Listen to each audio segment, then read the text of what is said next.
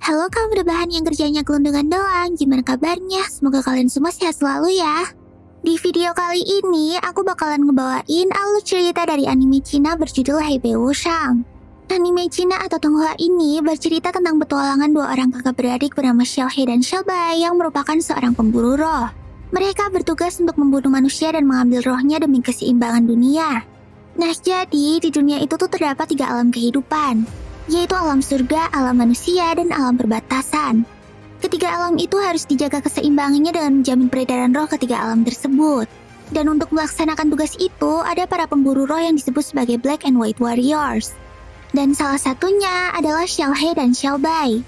Ya bisa dibilang mereka ini tuh kayak malaikat pencabut nyawa gitu deh. Tapi sayangnya mereka berdua ini tuh tolol banget saat melaksanain tugas. Bahkan bos dunia bawah sering marah-marah sama mereka berdua. Soalnya Xiaohe dan Xiaobai ini tuh sering banget kalah saat bertarung sama roh yang akan mereka ambil. Bahkan Xiaohe dianggap gak mempunyai kekuatan roh yang membuatnya selalu dikalahkan oleh roh-roh lain. Lalu suatu hari saat lagi tugas nyelesain misi harian mereka, Xiaohe tiba-tiba terjebak di suatu segel yang di dalamnya terdapat 99 arwah paling kejam dan terkuat yang telah tersegel selama ribuan tahun. Arwah-arwah itu disegel oleh Raja Setan yang bernama Chong Kui. Chong yang juga merupakan orang tua asuh dari Xiaohe dan Xiaobai itu langsung panik setelah mengetahui hal tersebut. Dia takut kalau segel itu bakalan rusak dan arwah-arwah jahat yang ada di dalamnya kembali terbebas ke dunia. Namun tiba-tiba Xiaohe bertemu dengan salah seorang arwah yang berkata kalau Xiaohe itu sebenarnya adalah salah seorang dari mereka. Yang artinya Xiaohe merupakan arwah ke-100 yang seharusnya tersegel bersama mereka. Lalu siapakah Xiaohe yang sebenarnya? Dan kekuatan tersembunyi apa yang dimilikinya? Oke deh, gak usah lama-lama lagi. Yuk langsung aja kita rebahan dan nikmati ceritanya. Tapi jangan lupa buat subscribe, like, dan komennya di channel ini, biar aku makin semangat buat bikin konten. Thank you, Mina. Tapi sebelum mulai videonya, aku mau kasih info menarik nih dari Misfit Society. Karena mulai sekarang, Misfit Society udah tersedia di marketplace seperti Shopee, Tokopedia, dan Lazada. Dan desain terbarunya adalah karakter Nico Robin versi Geisha yang super keren banget. Oh iya, sekarang Misfit Society juga udah bisa pesan dan bayar di tempat atau COD loh. Wah, praktis banget kan? Pengirimannya juga cepat karena udah ready stock. Cuma 1-2 hari aja udah bisa dikirim loh. Udah gitu kalian juga bisa dapat gratis ongkir. Terus untuk bahan kaosnya juga nggak kaleng-kaleng guys, yaitu cotton combat yang super adem. Kalian bisa ngedapetin harga spesial yaitu 119.000 aja dari harga normal 160.000. Beuh, mantap banget kan diskonnya? Jadi tunggu apa lagi? Kuy buruan dipesen ya. Soalnya kaos ini cuma tersedia 150 pieces aja guys. Jangan sampai kehabisan. Ara, kawaii, konchu mitai.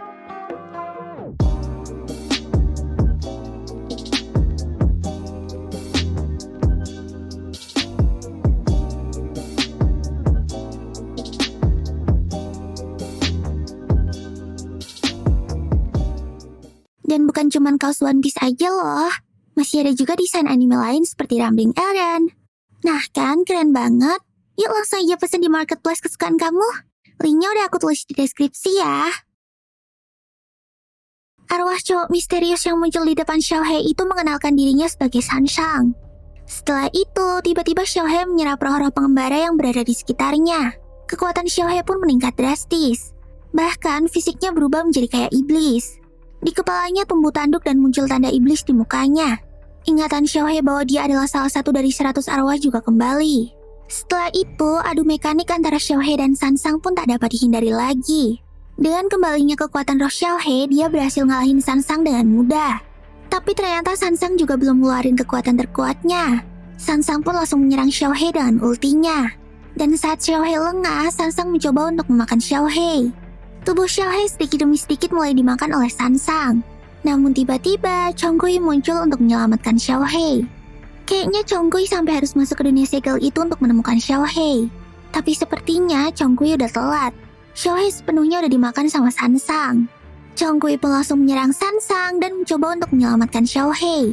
Tapi kayaknya Sansang udah semakin kuat setelah memakan Xiaohe. Dia mampu menahan serangan Chong Kui dan menggunakan kekuatan pelindung. Akan tetapi, Chong Kui pun segera mengeluarkan pedang terkuatnya dan mencoba untuk menghancurkan kekuatan Sansang itu.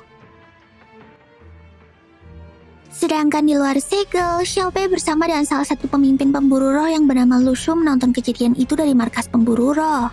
Setelah mengetahui kalau Xiaohei adalah salah satu dari 100 roh jahat yang tersegel, Xiaobei pun langsung terkena mental. Karena itu berarti mereka berdua bukanlah kakak beradik kandung. Bahkan, Lu Shu yang menyimpan rahasia itu pun ngasih tahu Xiaobei kalau Xiaohei dulunya adalah roh jahat yang udah banyak ngebunuh manusia. Tapi karena para pemburu roh nggak bisa ngehancurin Xiaohei, maka mereka pun hanya menghapus ingatannya dan membuatnya di penjara. Terus karena suatu hal, Xiaohei pun diatur oleh mereka untuk menjadi kakak sekaligus pelindung bagi Xiaobei. Dan ternyata hal itu bukan tanpa alasan. Sebelum menjadi roh jahat, Xiaohei semasa hidupnya adalah seorang anak bangsawan yang terusir dari kerajaannya karena sebuah kudeta. Dia pun mencoba bertahan hidup bersama adiknya, satu-satunya orang yang masih dia miliki di dunia ini. Tapi akhirnya adiknya itu pun tertangkap dan dieksekusi di depan matanya. Mereka berdua pun mati di tempat itu.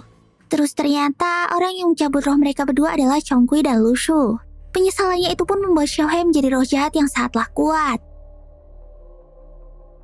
Lalu di alam bawah sadarnya, Xiaohei yang udah dimakan sama Sansang itu pun mencoba untuk melawan dirinya sendiri.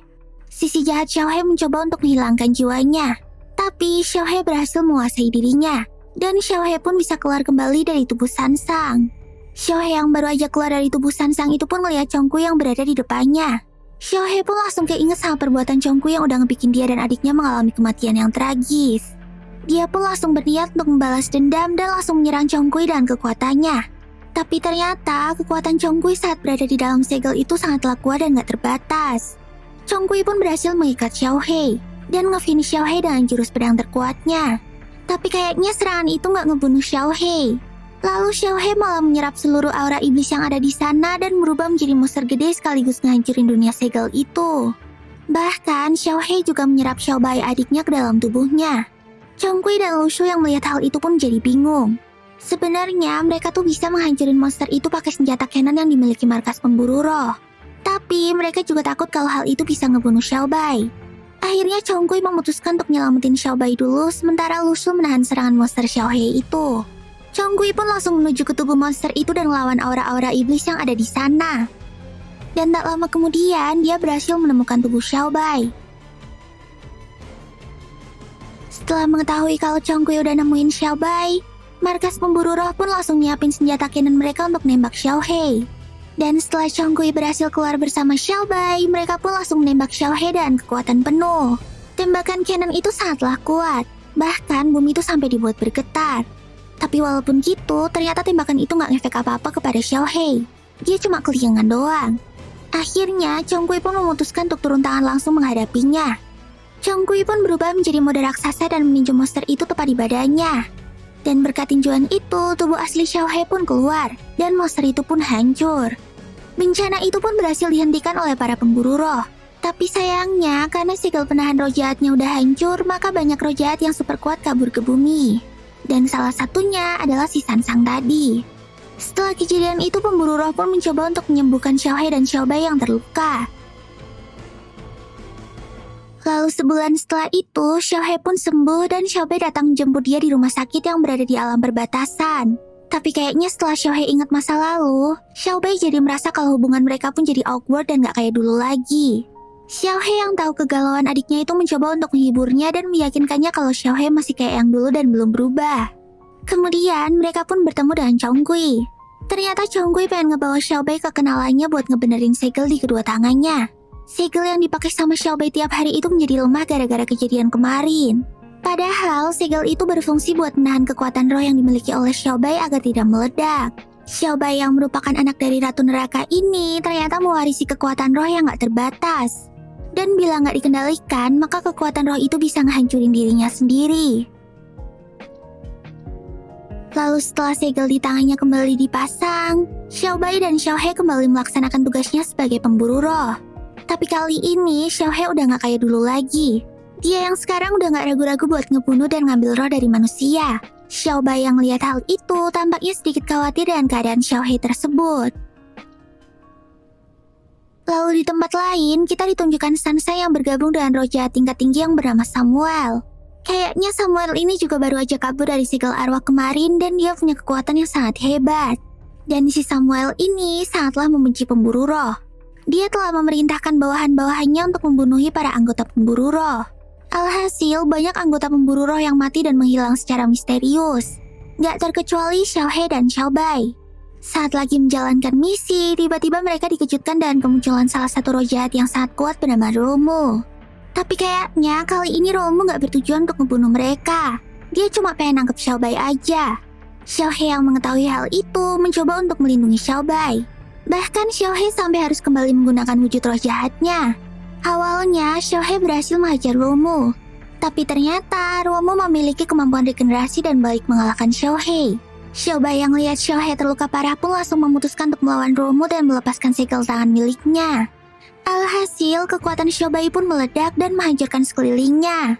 Bahkan Xiaohe yang berada di dekatnya pun ikut terpental jauh. Dia melihat dampak yang diakibatkan oleh kekuatan Xiaobai yang dahsyat itu. Lalu Xiaohe pun kembali ke tempat Xiaobai dan melihat aura Xiaobai yang terus meluap. Tapi untungnya, Chonggui segera datang tepat waktu untuk ngebenerin segel di tangan Xiaobai itu. Dan akhirnya, Xiaobai pun terselamatkan. Beberapa waktu kemudian, saat Xiaohe dan Xiaobai lagi jalan-jalan di alam perbatasan, tiba-tiba mereka melihat salah satu istana Raja Roh yang terbakar. Xiaohe pun memutuskan untuk ngecek ke sana. Dan ternyata itu adalah perbuatan Sansang. Kayaknya si Sansang ini tuh lagi nyiapin salah satu ritual khusus. Sayangnya Xiaohe dan Xiaobai gagal untuk menghentikan Sansang, dan ritual yang dilakukannya pun selesai. Lalu tiba-tiba muncullah lingkaran sihir yang membawa portal dunia lain di tempat itu. Dan dari portal tersebut keluarlah Samuel. Dan kekuatannya Samuel pun membukukan semua orang yang ada di sekitarnya. Dia pun datang ngedeketin Xiaobai dan berkata kalau dia adalah ayah biologis dari Xiaobai. Ternyata si Xiaobai ini adalah anak dari Ratu Neraka yang bernama Dongting dan Raja Iblis Samuel. Jadi nggak heran kalau kekuatan aura rohnya tuh benar-benar gila banget sampai harus disegel demi keselamatannya sendiri. Dan tujuan Samuel kali ini adalah pengen ngejemput Xiaobai dan ngajak anaknya itu untuk bergabung bersamanya. Tapi tampaknya para pasukan pemburu roh nggak akan ngebiarin hal itu terjadi. Mereka langsung datang untuk melawan Samuel dan bawahan-bawahannya. Bahkan Xiaohe juga langsung coba ngelindungi Xiaobai dan maju untuk melawan Samuel. Dan dengan mudah Xiaohe berhasil ngalahin bawahan-bawahan Samuel. Tapi saat berhadapan dengan Samuel, Xiaohe tampak kewalahan. Bahkan Samuel bisa ngebikin Xiaohe nggak berdaya dengan gampang. Terus saat Xiaohe tersungkur, Samuel matahin tanduk milik Xiaohe itu dan ia pun jatuh pingsan. Setelah itu, Samuel pun langsung membawa pergi Xiaobai yang udah dihipnotis olehnya. Beberapa waktu kemudian, Xiaohe terbangun di rumah Lusu. Kayaknya Lusu dan Chongqui lah yang udah nyelamatin Xiaohe di pertarungan kemarin. Xiaohe yang ingat kalau Xiaobai udah diculik sama Samuel itu langsung berusaha untuk mencarinya. Tapi Lusu mencegahnya dan berkata kalau Xiaohe masih butuh persiapan sebelum melawan Samuel. Lusu pun langsung mengajak Xiaohe untuk berlatih. Lusu merasa kalau Xiaohe itu masih kurang dalam kemampuan pengendalian energi. Oleh karena itu, dia pun ngasih senjata khusus untuk Xiaohe. Senjata itu akan semakin kuat ketika menyerap energi spiritual. Jadi bakalan cocok banget untuk Xiaohe yang energinya tuh gak terbatas. Xiaohe pun langsung kembali semangat dan memakai pedang itu untuk berlatih tanding dengan Lusu. Beberapa saat kemudian, setelah Xiaohe berhasil menguasai senjata barunya itu, tiba-tiba Chongqui datang bersama dua orang misterius yang akan membantu mereka menemukan markas Samuel. Dan ternyata salah satunya adalah Sansang. Awalnya Lusu dan Xiaohe gak percaya sama Sansang dan pengen ngehajar dia. Tapi Sansang langsung ngeyakinin mereka kalau dia tuh udah insyaf dan pengen kembali ke jalan yang benar dengan cara ngebantuin mereka. Lalu setelah mastiin kalau Sansang ini gak bohong, pria satunya yang ternyata adalah duta besar alam roh itu pun langsung ngebuka portal untuk masuk ke gerbang alam roh dan menuju ke istana iblis milik Samuel. Singkat kata mereka pun sampai di gerbang pertama yang dijaga oleh roh jahat bawahan Samuel. Xiaohe pun langsung semangat untuk menjajal senjata barunya. Dia pun langsung maju untuk menghadapi roh jahat itu. Dan setelah tahu kalau roh jahat tersebut adalah pengguna elemen air, Chongqui langsung ngasih elemen api ke senjata Xiaohe. Dan demikian senjata Xiaohe pun jadi lebih overpower karena memiliki elemen yang pas untuk melawan roh jahat itu. Alhasil, Xiaohe pun berhasil ngalahin roh itu dengan mudah. Setelah roh itu mati, muncullah kristal dari dalam tubuhnya. Dan dari kristal itu membuka portal baru untuk menuju gerbang berikutnya. Setelah memasuki portal itu, akhirnya mereka sampai ke tempat berikutnya yang disebut makam Longgu. Di dalam tempat itu, mereka bertemu dengan dua bawahan Samuel yang akan melawan mereka. Tapi sebelum bertarung, bawahan Samuel yang bernama Romedal pun berkata kalau mereka tuh udah terlambat. Karena Samuel udah berhasil memenuhi tujuannya, yaitu membangkitkan pohon Tushen. Pohon Tushen sendiri adalah makhluk mitologi kuno yang dapat menumbuhkan 3 alam dan menciptakan dunia baru. Jadi, bisa dibilang kalau pohon Tushen itu bisa meriset seluruh kehidupan di dunia. Tapi karena pohon itu memerlukan energi spiritual yang gede untuk tumbuh, maka Samuel pun membutuhkan kekuatan Xiaobai untuk menumbuhkannya. Jadi bisa dibilang kalau Samuel tuh udah ngorbanin anaknya sendiri demi membuat dunia baru menggunakan pohon Tushen. Setelah mengetahui fakta itu, mereka pun langsung bertarung. Battle Royale pun gak bisa dihindari. Xiaohe dan Chongqui melawan Romedal, sedangkan Lusu dan Sansang menghadapi roh jahat cewek yang satunya. Dan tentu aja, mereka berempat berhasil ngalahin roh jahat itu dengan mudah. Xiaohe pun berhasil mendapatkan kristal untuk menuju ke tempat berikutnya. Dan kali ini dia harus maju sendirian untuk melawan Samuel. Karena Chongqui dan Lusu punya tugas lain untuk membantu pemburu roh menyiapkan kekuatan untuk menahan pohon Tushen. Xiaohe merasa gak masalah dengan hal itu, dan ia pun pergi memasuki portal dengan percaya diri. Lalu di tempat lain, Samuel yang habis membangkitkan pohon Tushen tiba-tiba didatangi oleh Tongting, mama dari Xiaobai. Tongting pengen nyelamatin putrinya, tapi kayaknya dia tuh masih ada rasa sama Samuel dan gak bisa nyerang dia. Melihat hal itu, Samuel pun memanfaatkannya dan langsung ambil benih pohon Tushen lainnya yang berada di tubuh Tongting. Setelah itu, Samuel langsung menjadikan tubuh Tongting dan bawahan Tongting sebagai nutrisi tambahan untuk pohon Tushen. Tapi kayaknya rencana Samuel itu gak berjalan dengan lancar. Rupanya tubuh bawahan Tongting itu memiliki racun untuk pohon Tushen. Dan itu membuat pohon tersebut kehilangan energi spiritualnya. Karena hal itulah, tubuh Xiaobai pun terbebas dari pohon Tushen. Samuel yang rencananya digagalin sama Tongting itu pun langsung emosi dan berubah ke wujud aslinya. Lalu dia pun mencoba untuk menangkap Xiaobai kembali dan akan berusaha untuk membangkitkan pohon Tushen lagi. Tapi tiba-tiba Xiaohe datang untuk menyelamatkan Xiaobai. Samuel pun langsung mensaman pedangnya untuk menghadapi Xiaohe. Dan lagi-lagi adu mekanik pun gak bisa dihindari. Samuel mengeluarkan jurus Kekai yang ngebuat Xiaohe gak bisa bergerak. Kemudian mereka pun terjatuh dari gedung itu dan lanjutin pertarungannya. Lalu Xiaohe terkena serangan Samuel dengan telak dan jatuh tersungkur. Saat itu Samuel melihat ada benda yang terbang di udara. Dan dia pun langsung tahu kalau 3 alam kehidupan akan segera hancur. Dan benar aja, dunia pun terlihat mulai hancur. Para iblis dari dunia bawah juga mulai muncul ke permukaan. Lalu Samuel pun berubah menjadi mode iblis untuk melawan Xiaohe. Tapi Xiaohe gak tinggal diam. Dia juga berubah wujud menjadi serigala raksasa. Tapi walaupun begitu, kekuatan Xiaohe masih belum mampu untuk ngalahin Samuel. Dan Xiaohe malah ditusuk sama Samuel dan menggunakan tanduknya sendiri yang kemarin diambil sama Samuel. Terus saat Xiaohe mau dibunuh sama Samuel, tiba-tiba Xiaobai maju untuk melindungi Xiaohe. Dia juga ikut berubah wujud menjadi mode dewasa dan menentang ayahnya itu. Samuel yang terluka karena ledakan energi dari Xiaobai tersebut akhirnya terjatuh ke lubang yang berada di belakangnya dan terjun ke neraka. Akhirnya Xiaobai dan Xiaohe pun berhasil mengalahkan Samuel. Udah nih, gitu doang Samuel matinya. Setelah itu mereka berdua kayaknya udah gak punya harapan lagi buat nyelamatin dunia yang bakalan hancur ini. Tapi tiba-tiba Sansang datang sambil ngebawa benih pohon Tushen milik mamanya Xiaobai tadi. Ternyata si Sansang ini tuh berhasil nyelamatin benih pohon Tushen yang masih tersisa itu. Xiaobai yang tahu kalau pohon Tushen bisa ngebikin dunia baru dan nyelamatin mereka itu, akhirnya memutuskan untuk mengorbankan dirinya demi menjadi nutrisi bagi pohon tersebut. Lalu Xiaobai pun berpamitan dengan Xiaohe. Tapi saat lagi mesra-mesraan, lagi-lagi Sansang datang dan ngejelasin sesuatu. Ternyata benih pohon Tushen yang satu ini udah dimodif sama mamanya Xiaobai. Jadi pohon Tushen yang satu ini cuma akan memakan energi spiritual yang dia butuhin aja. Dan hal itu nggak akan ngebunuh Xiaobai. Paling Xiaobai cuma bakalan jadi setan kecil lagi kayak dulu. Tapi Sansang nggak bisa ngejamin kapan Xiaobai akan kembali sadar. Karena itu bisa memakan waktu selama 1000 sampai 10.000 tahun lamanya. Xiaohe pun gak mempermasalahkan hal itu dan akan selalu menunggu Xiaobai untuk kembali. Kemudian Xiaobai pun berubah menjadi pohon Tushen dan menyelamatkan dunia.